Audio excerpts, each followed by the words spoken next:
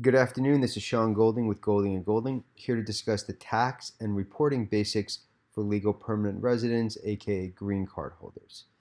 So, it's common for a U.S. citizen, of course, to know that they're subject to U.S. tax on their worldwide income and offshore assets, unless they're accidental Americans, of course, which is entirely unfair to them.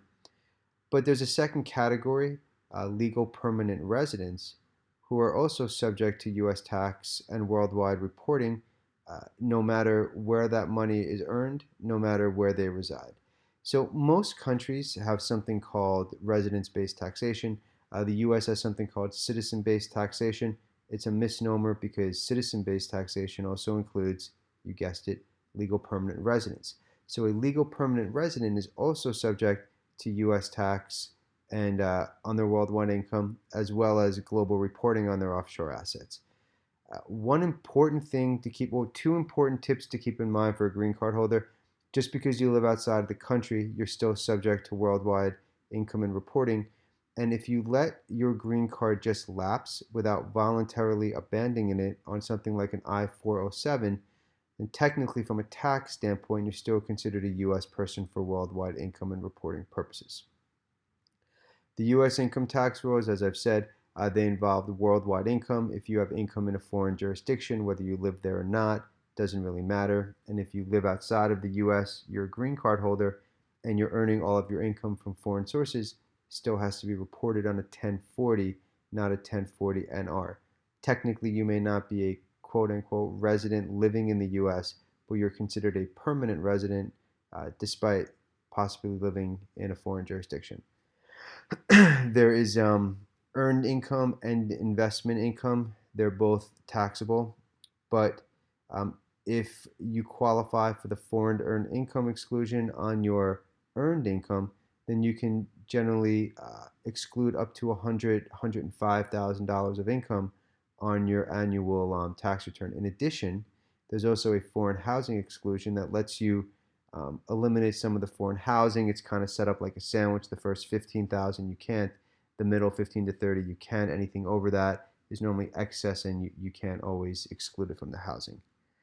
There's also the foreign tax credit, which means if you've already paid tax on this income overseas, you can generally claim a foreign tax credit for that income in the US. It's not always dollar for dollar. It depends on if you're also claiming the exclusion and what the tax rate is in the jurisdiction where the taxes were paid.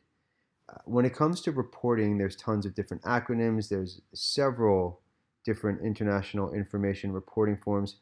Some of them are more popular ones are the FBAR, Foreign Bank Account Reporting, aka Foreign Bank and Financial Account Reporting, technically known as FinCEN Form 114.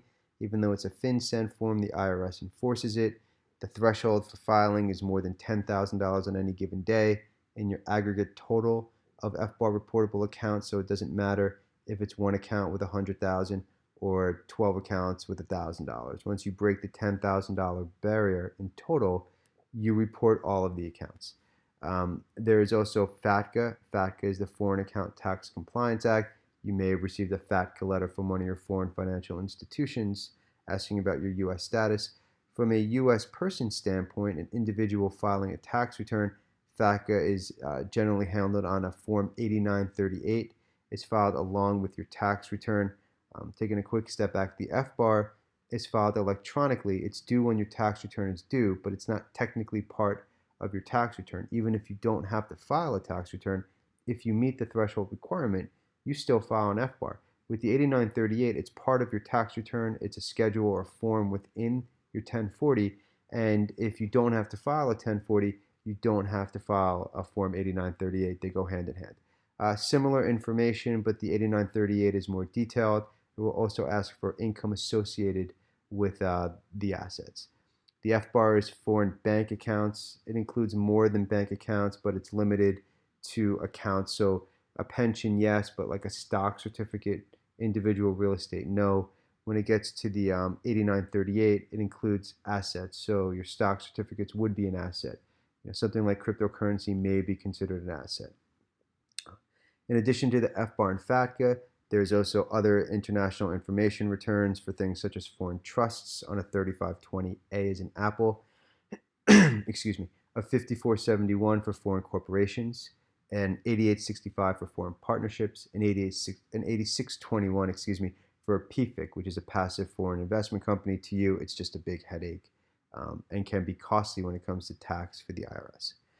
If you're not in compliance and you haven't been in compliance for some time, the IRS has developed various amnesty programs to assist you. They're collectively referred to as offshore voluntary disclosure. There is the updated traditional voluntary disclosure program that took over where OVDP closed in September 2018. The traditional voluntary disclosure program is now used for both domestic and offshore. You have the popular streamlined filing compliance procedures, which can be broken further down into the streamlined domestic offshore procedures and streamlined foreign offshore procedures. You have the different delinquency programs or procedures, the delinquent international information return submission procedures, and the delinquent FBAR submission procedures, and you always have the reasonable cause option.